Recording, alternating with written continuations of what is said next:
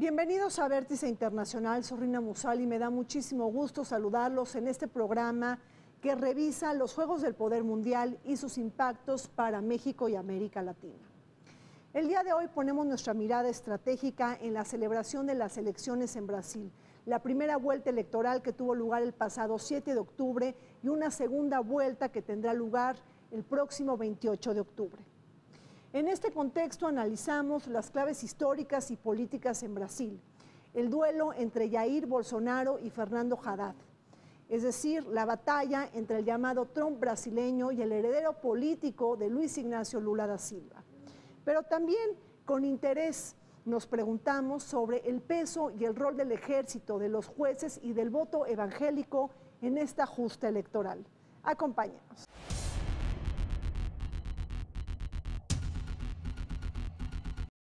El domingo 7 de octubre de 2018, más de 147 millones de electores brasileños fueron convocados a las urnas para renovar la presidencia y vicepresidencia de la República, así como a la totalidad de los 513 diputados federales, a 54 senadores que representan 2/3 del total, a 27 gobernadores y también a parlamentarios locales. Estas elecciones se recordarán por la invalidación del expresidente Luis Ignacio Lula da Silva para competir nuevamente por la presidencia, luego de que fuera condenado por corrupción y vetado por la justicia, por lo que la candidatura del Partido de los Trabajadores recayó en el exalcalde de Sao Paulo, Fernando Haddad. Otro de los principales incidentes del proceso se dio el 6 de septiembre pasado con el apuñalamiento que sufrió el candidato del Partido Social Liberal, el exmilitar y ultraderechista Jair Bolsonaro, en un evento de campaña mientras hablaba con simpatizantes en la ciudad de Juiz de Fora, en el estado de Minas Gerais. Recuperado el ataque, Bolsonaro, así como su contrincante Fernando Haddad, se convirtieron en los candidatos a la presidencia de Brasil con mayores preferencias de voto según las encuestas, seguidos lejanamente por Ciro Gomes del Partido Democrático Laborista y Geraldo Alckmin del Partido de la Socialdemocracia Brasileña.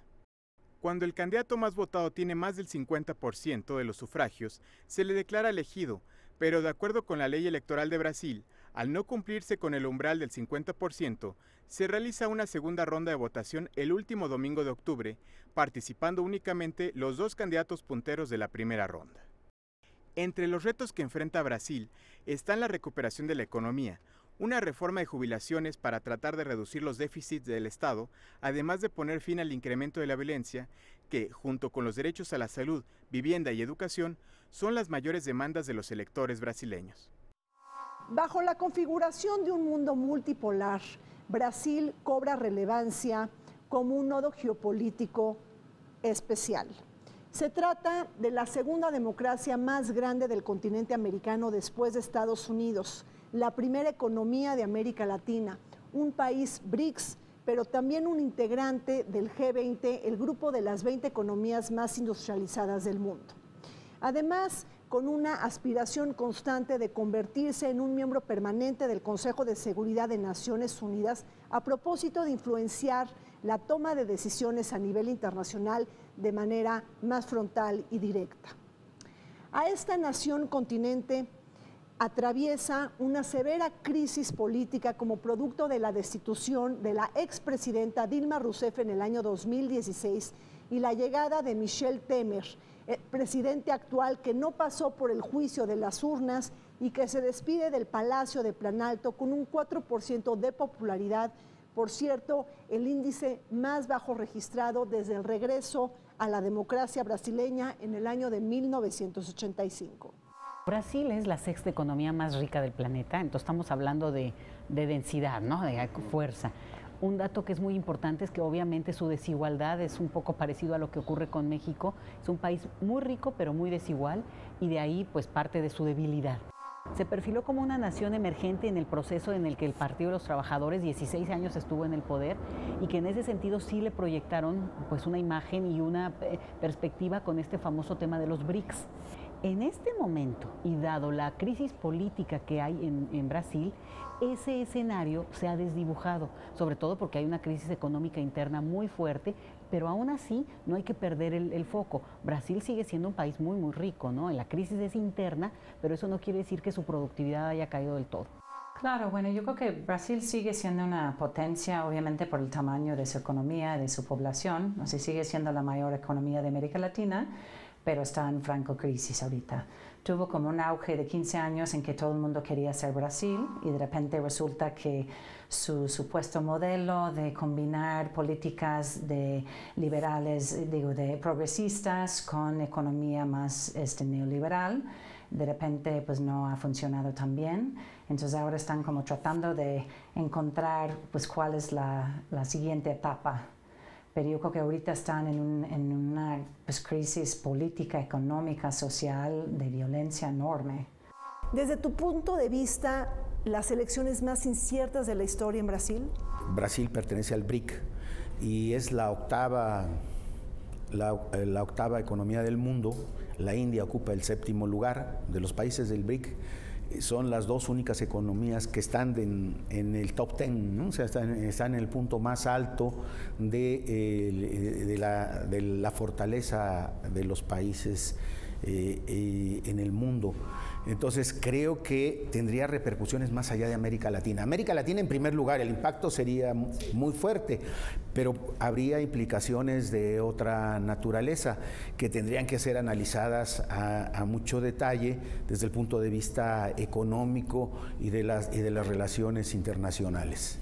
Desgraciadamente, Brasil está prácticamente ignorado en el mundo multipolar, tanto por una decisión interna del actual gobierno que decidió alinearse exclusivamente casi con Estados Unidos, y al contrario de lo que se venía haciendo hasta el gobierno de Dilma Rousseff, cuando Brasil estaba intentando no solo se posicionar, pero también liderar una serie de acuerdos dentro de América Latina, como el Mercosur, el UNASUR, y fuera de América Latina, participando de G8, G20, ¿no? Y de todos los grupos, y con participación también en términos de apoyos económicos a África, a otras regiones, y liderando también la formación de los BRICS y del Banco del BRICS que finalmente se formó. Y todo eso actualmente está desmontado. Brasil, la quinta población más numerosa del mundo, enfrentó las elecciones más inciertas de su historia. Un recorrido caracterizado por los gobiernos dictatoriales, el peso del ejército, el carácter represivo y autoritario del Estado, así como las destituciones presidenciales mediante juicios políticos. Recordemos los dos más recientes: Dilma Rousseff, la primera presidenta mujer, quien fue destituida en 2016, y Fernando Collor de Mello, el presidente más joven de Brasil, que se vio obligado a renunciar en 1992. A estos presidentes se les suman otros líderes latinoamericanos que tampoco pudieron concluir su mandato, como Carlos Andrés Pérez de Venezuela, Manuel Zelaya de Honduras, Fernando Lugo de Paraguay, Otto Pérez Molina de Guatemala, Raúl Alfonsín de Argentina y el más reciente, Pedro Pablo Kuczynski de Perú, entre muchos otros.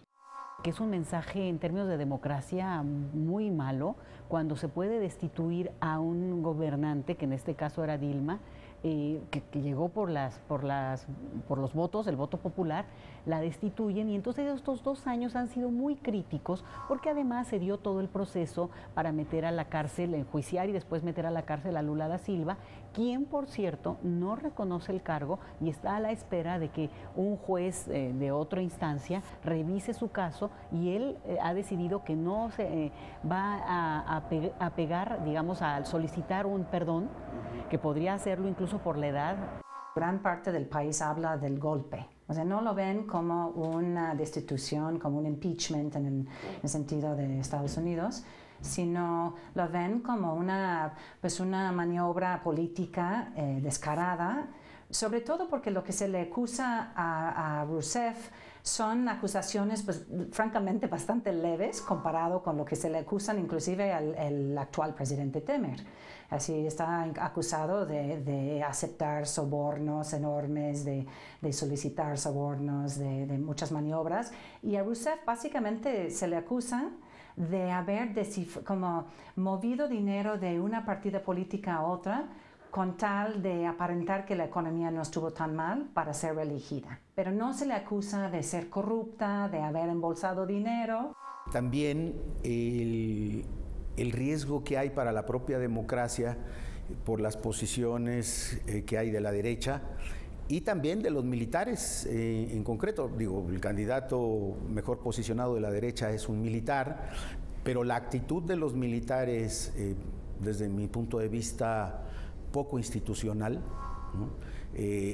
Entrando al juego político, creo que es un elemento de riesgo, pero también nos demuestran algo, que la madurez de la democracia brasileña, o que la madurez que pensábamos que tenía, no la tiene.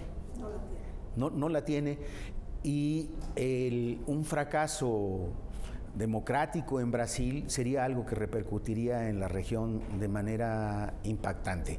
Porque no olvidemos la tradición militarista que existe en el Cono Sur, entonces, y ahí está, dormida. Con el afán de modificar las reglas electorales, Brasil atestiguó un paquete de reformas.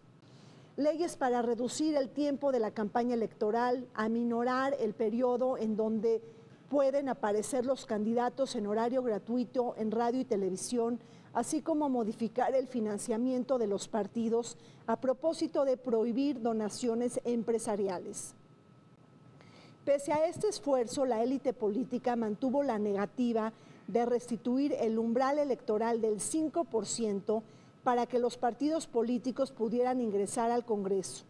Precisamente esta referencia fue declarada inconstitucional por el Tribunal Supremo, un hecho que garantizó la pluralidad partidaria y detonó la multiplicidad de los partidos, pero que a su vez complicó la anhelada gobernanza política.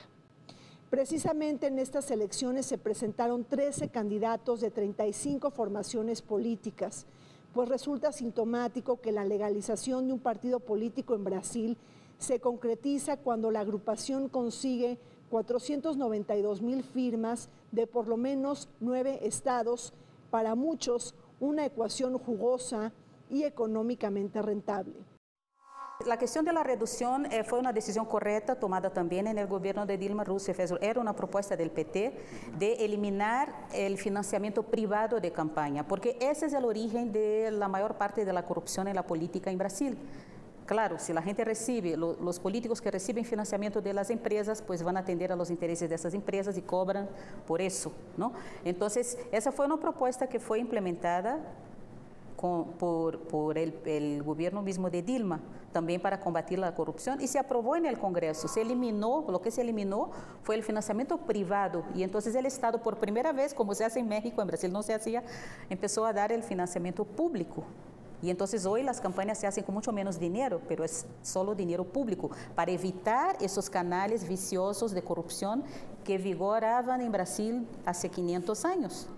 Entonces, por eso te digo, lo que está pasando es al revés.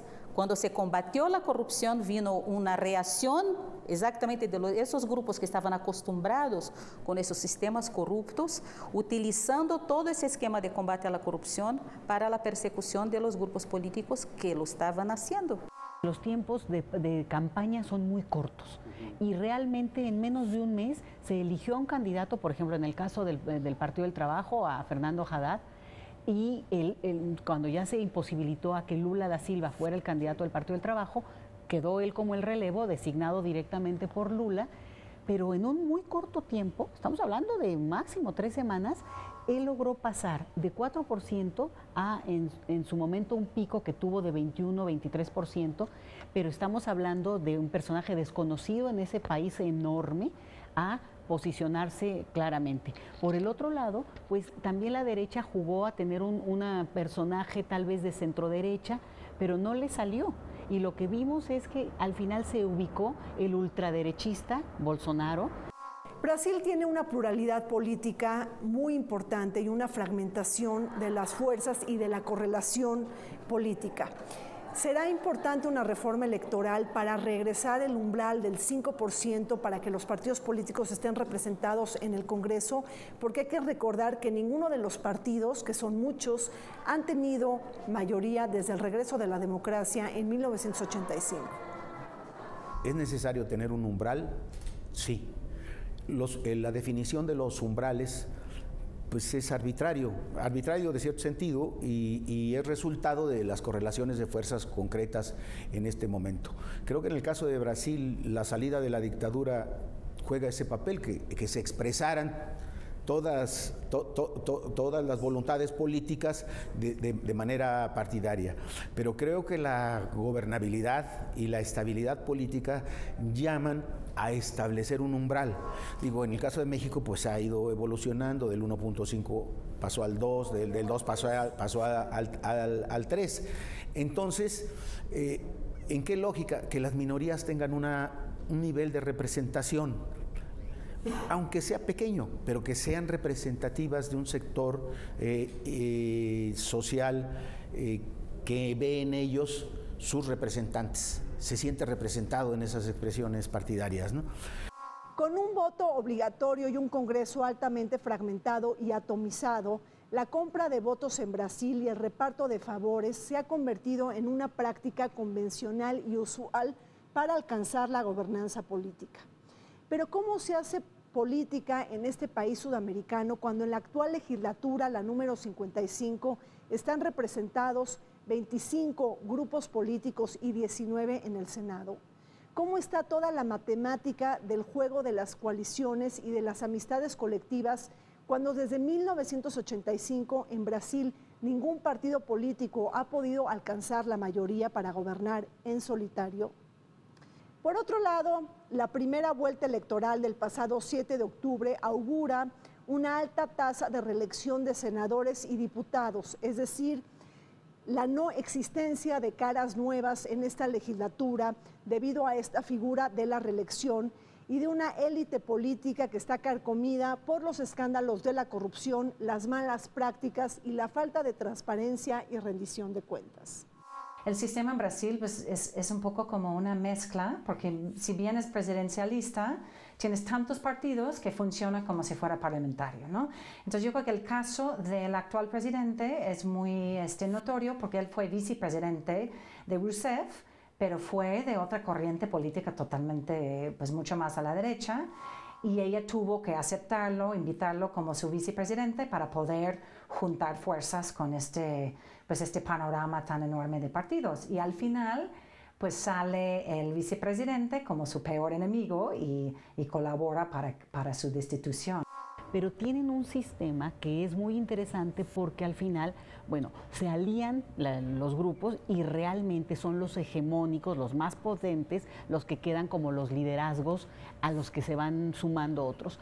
Podemos aprender mucho del caso brasileño también ahora desde México porque parte de lo que ocurrió con el Partido del Trabajo es que no llegaron en su momento con un grupo tan fuerte y negociaron con todos estos grupitos y bueno, de ahí es donde se fueron filtrando los problemas que tuvo en su momento y a lo largo ya de sus tres periodos presidenciales el Partido del Trabajo.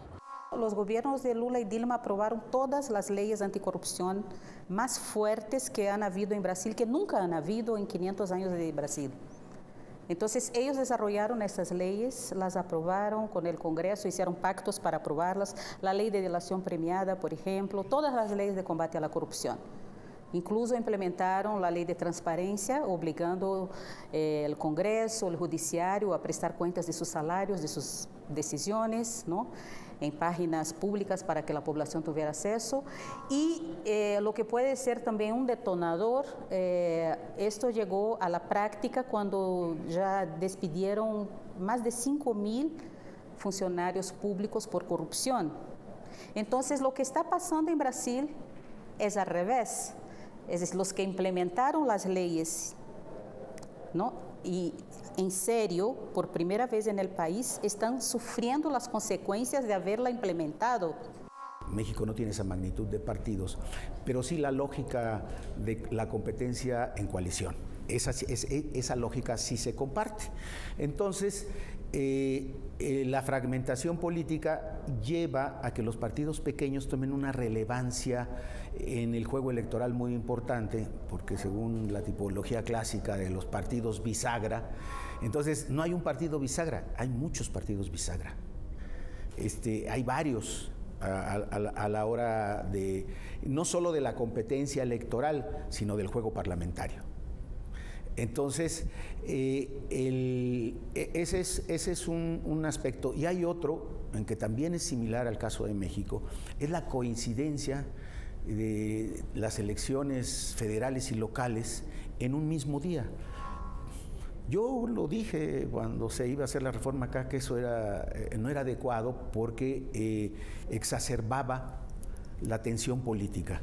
Y Brasil está viviendo un momento de exacerbación de la tensión política muy delicado por la competencia electoral en sí misma, pero más allá de la competencia electoral, por el posicionamiento de otros actores que están actuando políticamente, que tradicionalmente no son actores políticos como el ejército y que en este momento están jugando a empujar a un candidato.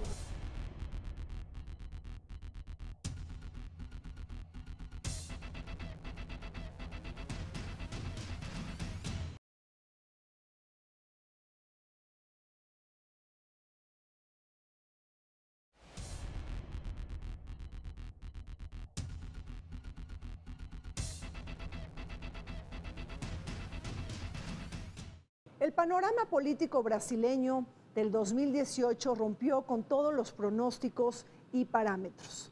Nadie imaginó que el expresidente Luis Ignacio Lula da Silva se haya quedado fuera del juego electoral y no haya salido su foto en la boleta electoral, sobre todo después de que ha sido condenado en la cárcel por cuestiones de corrupción pasiva y lavado de dinero. Por otro lado, tampoco nadie imaginó que Jair Bolsonaro, el candidato del Partido Social Liberal y favorito en las encuestas para la primera vuelta electoral, junto con el duelo de Fernando Haddad, haya sufrido un ataque violento que lo llevó a ser hospitalizado y a privilegiar una política de campaña electoral basada en la preeminencia de las redes sociales. Y es que en este contexto y en un incierto panorama político en Brasil, no olvidemos que los principales candidatos tienen expedientes abiertos con la justicia brasileña, es decir, tanto Jair Bolsonaro, Fernando Haddad, Ciro Gómez y también Geraldo Alckmin. Es muy importante que tengamos claro el tema de la corrupción en Brasil. Todos los candidatos no están manchados. No es cierto, Haddad no está, como otros, Ciro Gómez, por ejemplo, tampoco está. Y Boulos, los candidatos de la izquierda no están manchados por corrupción. ¿Sí? Haddad fue alcalde de São Paulo, tuvo varias investigaciones en contra de él, él fue declarado inocente en todas ellas.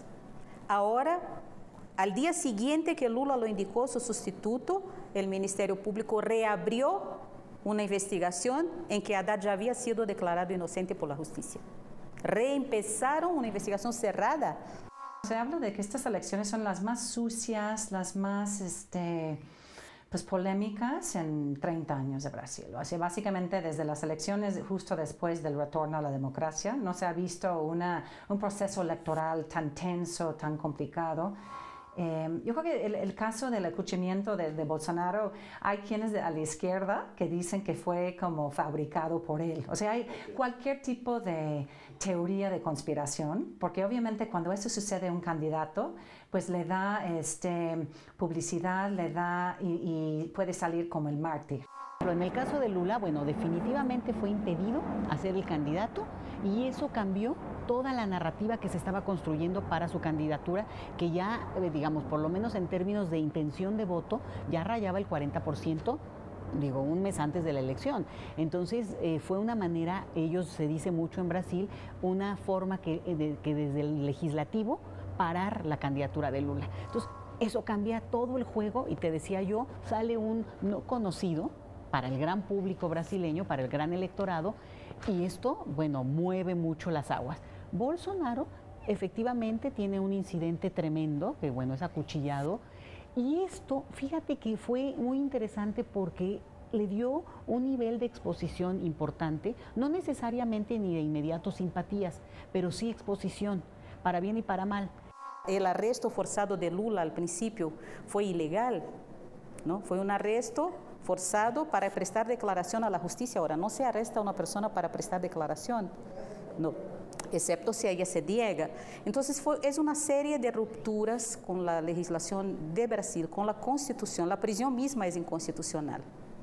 Porque la Constitución brasileña dice que una persona solo puede ser arrestada después que termina toda su defensa, hasta la última instancia. Y él no ha terminado, está en segunda instancia. Y aún así lo han arrestado, lo han prohibido de recibir visitas de amigos, solo familiares y abogados. Lo han prohibido de votar recientemente, lo han prohibido de declarar su apoyo a su candidato. Han anticipado el plazo para inscripción de candidato para obligarlo a anticipar el nombramiento de su candidato. Todas las leyes van siendo rompidas y los plazos legales y los procedimientos judiciarios con tanto de mantener Lula arrestado y callado y aislado. Esa es la declaración de Chomsky. Luis Ignacio Lula da Silva, el político más popular en Brasil y quien pretendía establecer un tercer mandato con un 39% de intención del voto, quedó entre rejas. El expresidente que logró sacar de la pobreza a más de 30 millones de brasileños y conquistó un liderazgo innegable dentro de la izquierda latinoamericana y a nivel internacional. Fuera de la boleta electoral, Lula da Silva le apostó a Fernando Haddad como su sucesor político, el exalcalde de Sao Paulo y miembro del Partido de los Trabajadores, quien tuvo muy poco tiempo para hacer campaña política. Precisamente estas elecciones han sido inéditas porque el Poder Judicial se ha convertido en el mayor interventor de la boleta electoral, siendo un poder no votado al tiempo de poseer facultades para descalificar a personajes que acreditan gran respaldo en la matemática del voto. Un debate que ha polarizado profundamente a la sociedad brasileña.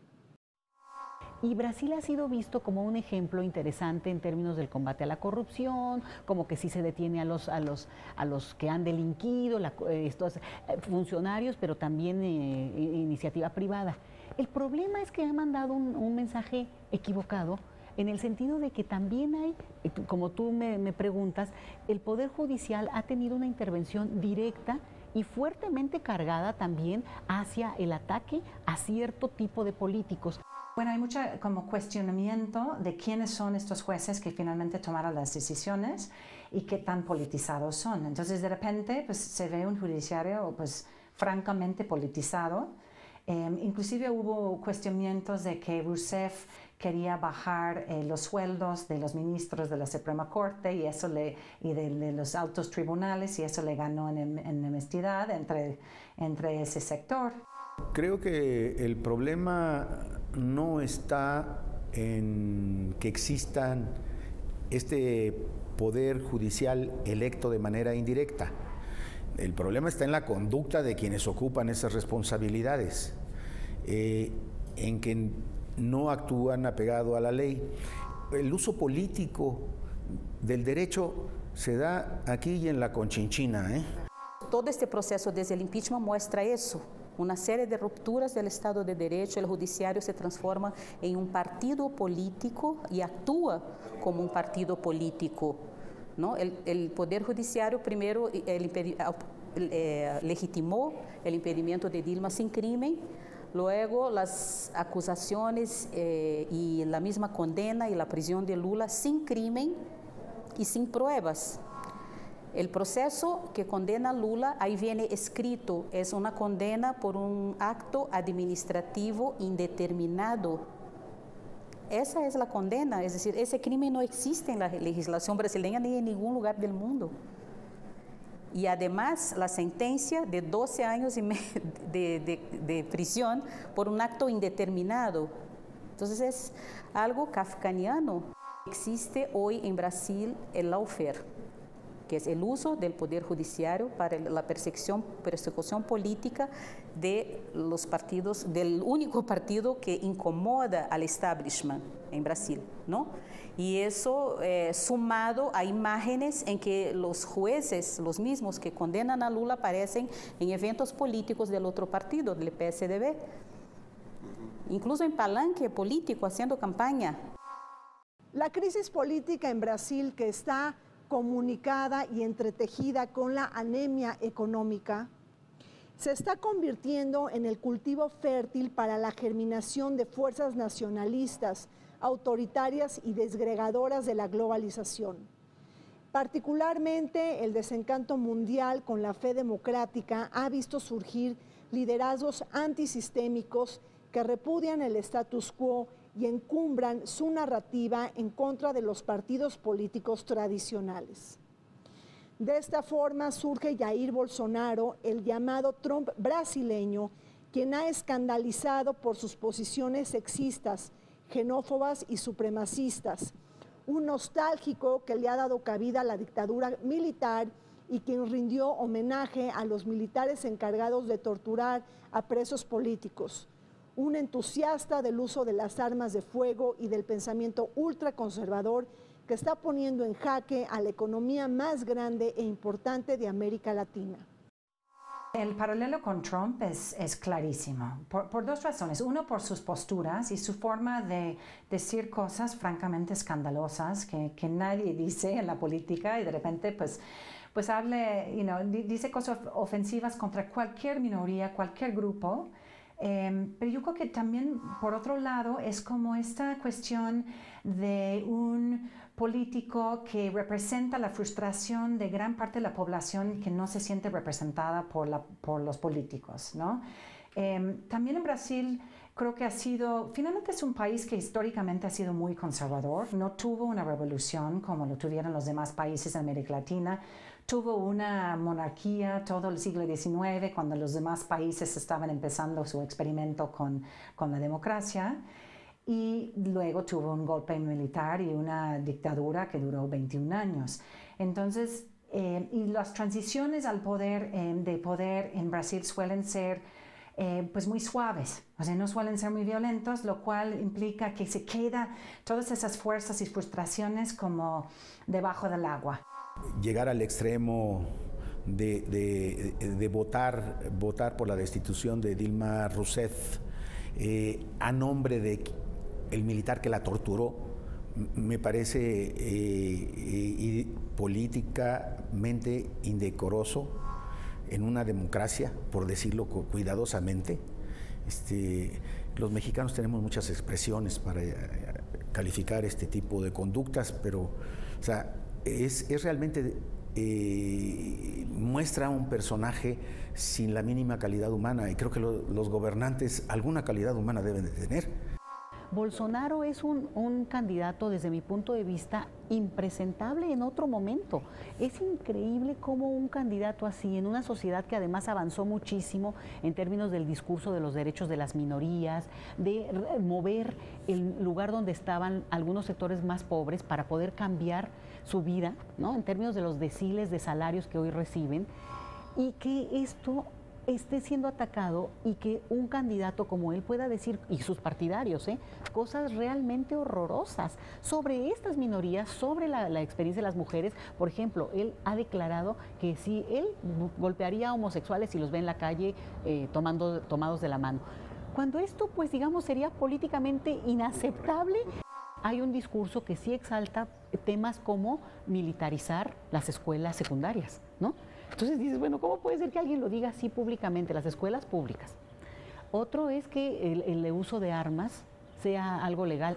Es un estado de excepción exclusivo para Lula y para el PT. De hecho, los jueces que acompañan el caso de Lula, que toman las decisiones, y los procuradores van a medios de comunicación y se pronuncian oficialmente como miembros del Poder Judiciario, se refieren al Partido de los Trabajadores como una organización criminal.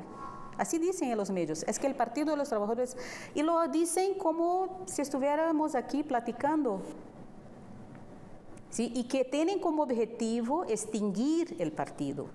Es así de fuerte, es un fascismo declarado que fue creciendo sin que nadie tomara las medidas. ¿Por qué? Porque es un bloque. Es en bloque, ¿no? Varios empresarios también han declarado apoyo a Bolsonaro, una serie de empresarios. Jair Bolsonaro no es un outsider si lo comparamos con el presidente de Estados Unidos, Donald Trump. Se trata de un político profesional que ha pasado por 9 partidos políticos en Brasil y que hoy cumple su 7º mandato como diputado en el gigante sudamericano. Se trata además también de un personaje que ha logrado capturar la rabia ciudadana y el hartazgo con los partidos políticos de siempre, los políticos tradicionales que no han generado entusiasmo en la sociedad brasileña. De esta manera también tenemos a Jair Bolsonaro, quien ha sido asesorado por Steve Bannon, el autor intelectual del fenómeno Trump, y quien amenaza con instalar a los militares y capturar el voto evangélico. Precisamente esta narrativa y discurso ultraconservador que empata con la ideología de las iglesias evangélicas para capturar su voto. En un primer momento que estuvo dado hacia Marina da Silva y que después giró su atención hacia el apoyo y respaldo a Jair Bolsonaro. En otras palabras, las elecciones en Brasil no se pueden entender sin el peso de los jueces, de los militares y también del voto evangélico. Que si bien Brasil es el país que mayor católicos tiene de América Latina, también por su propio peso poblacional, ¿no? Pero tiene un porcentaje de evangélicos enorme, mucho más grande que muchos países de América Latina. Entonces ese sector es como el sector conservador que se une con un sector conservador militar. Yo creo que Brasil, a diferencia de Chile o Argentina, no ha tenido un proceso, realmente no ha tenido como purgas o un proceso de comisiones de la verdad que han enjuiciado a exmilitares. Ningún exmilitar brasileño ha sido enjuiciado o ha tenido que pedir disculpas por lo que sucedió durante la dictadura, que es una gran diferencia. Entonces siguen ahí, es como, bueno, inclusive ellos no hablan de la dictadura, se habla de la revolución de 64. Tú cuando dices que es el Trump brasileño, bueno, Trump es un caballero frente a Bolsonaro. Sí, porque además Bolsonaro es un militar en retiro, pero entonces estás hablando de uno bravo, en serio. Tienes razón en algunos actores que son claves, como los evangélicos, que tienen un discurso más conservador en muchos temas y que por tanto pueden simpatizar no con el tema de la violencia, ¿no? La violencia verbal que además él manifiesta, pero sí con algo que se ha vuelto central en la vida brasileña y es la inseguridad. Ha habido una inseguridad creciente que junto con el tema de la corrupción pues ha levantado mucha antipatía y sobre todo rechazo del Partido del Trabajo que cuando gobernó. Entonces, muchos dicen que esto más que una elección es un plebiscito sobre que regrese o no el Partido del Trabajo al poder. Pero por esto, porque avanzó la inseguridad y muchos de los sectores que fueron beneficiados de la economía, digamos, la apertura en muchos campos en esos años del Partido del Trabajo, viven situaciones de mucha inseguridad ahora. Como dijo en una grabación capturada por la Policía Federal de uno de los líderes del PMDB, del partido de Temer, es un acuerdo nacional con Suprema Corte, con todo. ¿No? Ese fue un discurso grabado cuando derrumbaron a Dilma. Y eso involucra a la Suprema Corte, el Congreso, la mayoría del Congreso. Ahora sabemos que también las Fuerzas Armadas, ¿no? Y los medios de comunicación y un gran número de empresarios. Y también iglesias evangélicas fuertes. Todos esos declararon apoyo a Bolsonaro, ahora claramente, abiertamente, esta semana. ¿Sí? Los dos mayores líderes evangélicos de Brasil, de la Iglesia Universal, que tiene como 8 millones de seguidores, y de la Iglesia del Reino de la Asamblea de Dios, que tiene 22 millones de seguidores, los dos líderes declararon apoyo a Bolsonaro. ¿Sí? El ministro presidente de la Suprema Corte, que acaba de asumir hace 2 semanas, puso como su asesor especial a quien eligió a un militar general reformado del ejército, que es quien está hoy decidiendo qué es lo que puede o no hacer la Suprema Corte. Creo que las élites de cada país han perdido de vista que la democracia no resuelve los problemas cotidianos de las personas, o sea, la alternancia en el gobierno, la libertad de expresión, de pensamiento, la libertad para asociarse políticamente, para votar, no resuelve los problemas. Y el asunto es de que llevamos siglos de marginación de sectores muy amplios de la población que debido a los cambios sociales que se han dado, porque a pesar de eso se han dado la alfabetización, cierto acceso a la educación, pues manifiestan su descontento y su desacuerdo y su incomodidad con una forma de gobierno que no satisface sus necesidades básicas. Pero ese es un problema que acompaña a todas las democracias del mundo. Las élites económicas y políticas deben de entender que o se reparte el pastel o va a haber, las posibilidades de crisis se va a extender. Y ante un gobierno autoritario o dictatorial, el renacimiento de un gobierno totalitario o dictatorial, se abren las posibilidades de movimientos violentos como respuesta. Yo esta alternativa la había desechado desde hace años. Pero como estoy viendo el proceso de cambio que se está dando en el mundo,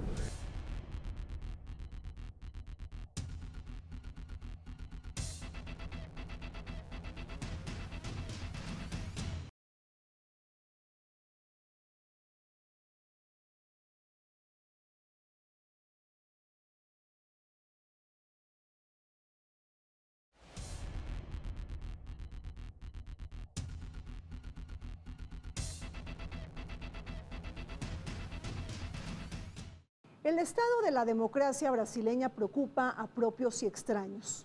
El extremista Jair Bolsonaro, conocido por sus declaraciones sexistas, machistas y homofóbicas, amenaza con dar un paso para atrás en materia de derechos civiles y libertades fundamentales. Las mujeres han sido el segmento de la población que más han rechazado su candidatura, casi el 49% de ellas, siendo que representan el 52.3% de la población del país de Sudamérica. Tenemos también que en las últimas semanas se viralizó una campaña en redes sociales con el hashtag #ElNo, pidiendo no votar por el candidato Jair Bolsonaro para rechazar públicamente su misoginia y racismo. Este candidato que ha dicho una y otra vez que las mujeres y los hombres no deben de ganar el mismo salario. Un movimiento que llevó a protestas en las calles, ciudades en donde se manifestaron masivamente los ciudadanos brasileños para rechazar esta candidatura, y un movimiento que, por cierto, ganó adeptos en las redes sociales y de celebridades nacionales e internacionales. Pero es un sector de mujeres. No son todas las mujeres, tampoco es la totalidad. Ahora, pero obviamente sí hay un disgusto por estas posiciones, en primer lugar de la izquierda, la clase media ilustrada. Pero habría que intentar conocer cuál es el estado de ánimo de los sectores populares respecto a estas actitudes. La preferencia por la democracia ha disminuido, como en toda América Latina. Brasil tuvo una baja importante de 22 puntos. Ahora volvió a crecer para 2017, según Latinobarómetro, y está en 43% en 2017. México está con el 38%. El famoso movimiento ElNo, para evitar que él avance en su candidatura, y sin embargo también eso provocó exposición mediática. Hay obviamente un enorme rechazo por parte de las mujeres, de grupos de mujeres, sobre todo feministas, al mensaje y la figura de Jair Bolsonaro. O sea, él inclusive dijo en una entrevista de otra congresista que era tan fea que no merecía ser violada. O sea, dice cosas que son realmente, francamente, asombrosas, ¿no? Otra ilegalidad. Mientras estaba el debate autorizado por la Suprema Corte, ¿no? por el Judiciario, pues Bolsonaro presentó a este debate, a este medio de comunicación, un atestado médico de que no podía participar, mientras al mismo tiempo le dio entrevista al otro medio de comunicación, al mismo tiempo. ¿Sí? Y lo que dice su médico es que no puede hablar mucho porque le da gases y se operó. Y entonces no pudo hablar en un debate con todos y habla en el otro. ¿Y qué hace en el otro? Criticando al PT, que es una organización criminal y que Haddad va a poner educación sexual y enseñar a los niños a ser gays. Este tipo de discurso, en paralelo al debate formal autorizado por la justicia. ¿Qué hace la justicia? Nada. Brasil y Latinoamérica están en ascuas.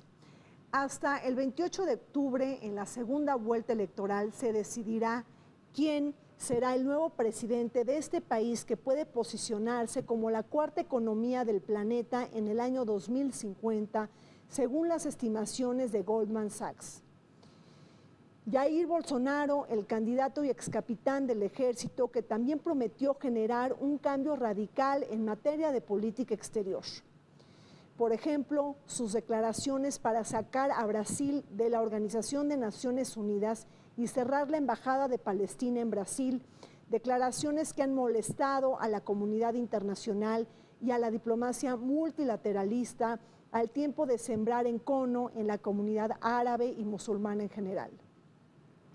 De verlo presidente, quizás pudiera transferir la Embajada de Brasil hacia Jerusalén, tal y como lo han hecho algunos otros países latinoamericanos y siguiendo los dictados de la política unilateralista y nativista de Donald Trump. Recordemos que el llamado que hiciera el Comité de Derechos Humanos de la ONU, solicitando no impedir la participación de Lula en las elecciones presidenciales, levantó la furia del candidato derechista y conservador. La primera decisión de Naciones Unidas fue decir que Brasil tenía que aceptar la candidatura de Lula porque firmó la Convención de Derechos Políticos, que es parte de los derechos humanos, ¿no? De que una persona no puede sufrir un trato diferente de los demás y que si él es candidato y todavía está en proceso de defensa, esta convención le garante la participación política. Él no ha perdido sus derechos políticos, ¿no? Entonces salió la resolución de Naciones Unidas pidiendo a Brasil que permitiera la candidatura. Y como todos saben, el gobierno brasileño la ignoró, dijo que era simplemente una recomendación y de una forma en que el judiciario está utilizando métodos ilegales para perseguir a esos gobernantes que fueron los primeros que combatieron la corrupción. Es lo que se está definiendo en Naciones Unidas como lawfare, es el uso del poder judiciario para fines de persecución política. Es como una revancha, ¿no? Por haber efectivamente luchado en contra de la corrupción. Brasil es un actor central en América Latina. Brasil en América del Sur obviamente es, bueno, la potencia y el liderazgo y ha tenido unos avances muy importantes en muchos temas y que, bueno, implican, bueno, por ejemplo, el tema de la ciudadanía regional es súper interesante de que se abrieron ahí entre los países del sur para permitir el libre tránsito, cosa que nosotros tenemos que observar con mucha cercanía. Pero, ¿qué ocurre cuando vuelven a una lógica y una narrativa y un control que tiene que ver con exaltar la violencia? La corrupción es en nuestros países altamente corruptos ha jugado un papel político sistémico. En el pasado era un elemento adhesivo del sistema. Servía para las complicidades, para los compromisos, para los chantajes, para los mismos chantajes políticos. Para eso servía permitir la corrupción. Con una sociedad no movilizada, con una sociedad controlada, con una sociedad organizada corporativamente, como fue el caso nuestro, o sea, con una sociedad controlada. Pero los cambios en el mundo han llevado a que las sociedades se movilicen y a que manifiesten su rechazo y su desacuerdo con la corrupción y a que castiguen a los actores políticos corruptos. Las elecciones en Brasil han generado un ambiente tenso y de alta polarización. No solamente porque el candidato con mayor intención del voto fue inhabilitado políticamente para participar en la boleta electoral o porque el segundo de a bordo fue acuchillado, sino porque en la segunda vuelta electoral se presentan los dos panoramas más extremos del péndulo político. No hay lugar para la moderación o para el centro político. El duelo Bolsonaro-Haddad deja a los brasileños sin opciones de la justa medianía en materia ideológica. Dos polos antagónicos y dos grupos extremos que se odian entre sí y que están poniendo a temblar la civilidad en este país clave de América Latina. Asimismo, Jair Bolsonaro volvió a prender las alarmas del ruedo político cuando señaló que no reconocería los resultados electorales en caso de perder la presidencia. Para el expresidente Lula, estas elecciones se disputan entre dos opciones: la civilidad o la barbarie. Claro, bueno, obviamente son dos futuros para Brasil totalmente, radicalmente opuestos. Así, la propuesta de la derecha ha sido echar para atrás todas las reformas sociales, todos los programas sociales de los últimos 15 años y ir más allá, ¿no? Si Temer ha sido radical congelando el gasto público durante 25 años, que es una medida que inclusive revistas de derecha lo han llamado la medida de la austeridad, la madre de todas las medidas de austeridad. O sea, es un panorama económico muy extrema.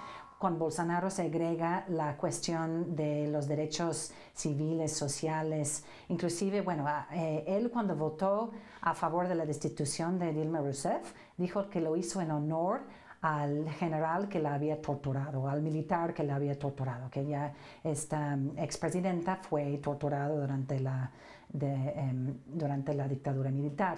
Entonces es una visión completamente de derecha extremista, en donde todos estos programas sociales se va a buscar desmantelarlos, ¿no?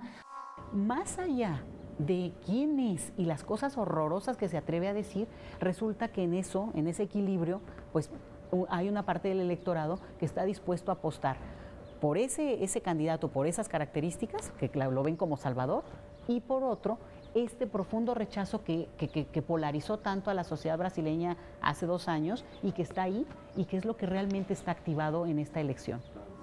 En el caso de Bolsonaro, lo que impresionó es que se mantuvo y siguió a la alza en términos de su preferencia de voto, al paralelo con Haddad. Pero ambos tienen niveles también de rechazo muy alto. Ambos tienen entre 40 y 45% de rechazo de quién sería la persona por la que no votaría usted nunca, son exactamente ambos. ¿Qué quiere decir esto? Y que eso es la mala noticia, que estamos ante una sociedad electoralmente hablando muy dividida y que no importe, pero más allá de quién gana, la sociedad pierde. Es claramente una persecución a la izquierda y no es solo en Brasil, es en toda América Latina, ¿no? Y en Estados Unidos también pasa eso actualmente. Entonces, hay que tener mucho cuidado con ese discurso de generalizar la corrupción, que es lo que se está buscando con esos procesos de lawfare. Haddad es abogado de Lula y lo declara. Y ya le preguntaron varias veces, ¿y va a seguir visitando el presidente Lula todos los lunes? Él dice, sí, aún elegido presidente. Y porque Lula es víctima de un proceso ilegal, injusto. Y lo ha declarado. Y Naciones Unidas va a juzgar el mérito de eso el inicio del próximo año. Y él lo ha dejado muy claro cuál es su posición. Y hay un tema que siempre viene a tona con la prensa, preguntar si van a dar indulto a Lula. Y él dice, no, Lula no quiere indulto, no quiere un perdón porque él no cometió crimen. Él quiere la declaración de su inocencia. Y cuando le preguntan, ¿y vas a gobernar con Lula? Él dice, pues Lula nunca va a dejar de ser una referencia en el país y en el mundo. No es que yo lo vea, es que así lo ve el mundo. Ese es otro problema de Brasil en este momento, el rechazo a la política. No olvidemos que en nuestro país también había rechazo a la política y pasó lo que pasó. Siempre habrá un ganador en la contienda. No hay sumas automáticas en una segunda vuelta. Tiene que construir Haddad un discurso para atraer a este electorado de izquierda, el 11%, pero ese discurso debe de contener también elementos para jalar al tercer candidato de izquierda, que es ultra, pero no le es suficiente para ganar. La ecuación Bolsonaro-Haddad tendrá que estar muy pendiente de las reacciones y de los posicionamientos que tomen cada uno de los candidatos que no lograron pasar a la segunda vuelta electoral. Pero ¿a qué gallo apoyará Ciro Gómez, Geraldo Alckmin y Marina Silva? En el caso del Partido Socialdemócrata, dirigido y encabezado por Geraldo Alckmin, se trata de un partido importante porque tiene distintas coaliciones importantes con partidos de centro y también de la derecha. El mismo Geraldo Alckmin ha dicho una y otra vez que no está de acuerdo con el radicalismo de la derecha que está fraguado por Jair Bolsonaro, pero que tampoco lo hace por el radicalismo de la izquierda liderado y encabezado por Lula da Silva y Fernando Haddad. Todo apunta a que en la segunda vuelta electoral haya un empate técnico entre dos candidatos que generan un alto rechazo por parte de la sociedad. Y quizá un gesto de los males que aquejan a esta nación sudamericana haya sido el incendio del Museo Nacional, en donde el abandono, la negligencia y los recortes financieros llevaron también a esta tragedia cultural. Algunas de las cuestiones que avanzaron con el Partido del Trabajo se revirtieron en términos económicos, por ejemplo, planes de apoyo, incluso becas, cosas casi muy elementales se revirtieron estos 2 años. Y entonces lo que tenemos es un escenario en el cual Brasil, en una crisis económica, pues también tiene que ir hacia planes muy austeros, de mucha dureza en términos de, bueno, ¿no?, los planes Fondo Monetario Internacional y estas cosas. Y eso hace que gire económicamente, incluso con un gobierno más de izquierda. Para México y los mexicanos es fundamental Brasil porque es el aliado natural que podríamos tener en esta oportunidad de diversificarnos más allá de Estados Unidos con actores importantes de cierto relieve, digo, todos lo son, pero cuando buscas alianzas del perfil potente y fuerte, pues obviamente Brasil, incluso en crisis, es un actor importantísimo.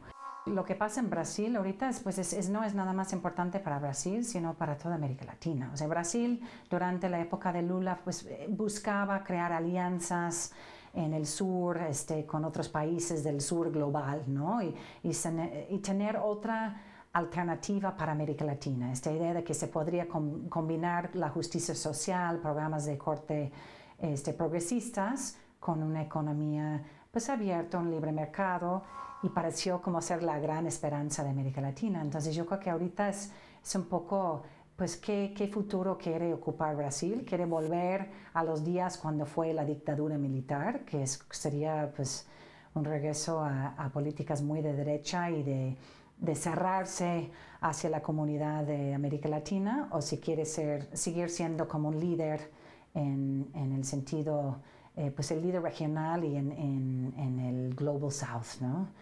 Ahora, también hay que tener claro que no todos los votos que obtiene un candidato se van para en la segunda vuelta a un determinado candidato. Pero la postura del candidato que no pasa a la segunda vuelta es importante. Muy importante. Es muy importante. Y en este prácticamente empate técnico que existe según las encuestas para la segunda vuelta, se vuelve todavía más relevante. Haddad ha declarado esta semana en televisión al público que va a intentar acercarse a México, que tiene mucho interés en acercarse a México caso gane las elecciones por la situación política que se va a establecer por primera vez una gran oportunidad de que los dos mayores países de América Latina, 50% de la población, más de la mitad del PIB de América Latina, ¿no?, trabajaran juntos y principalmente a nombre de la democracia y de la paz en la región. Porque eso es lo importante. Porque si gana Bolsonaro, puede que tengamos una guerra con Venezuela.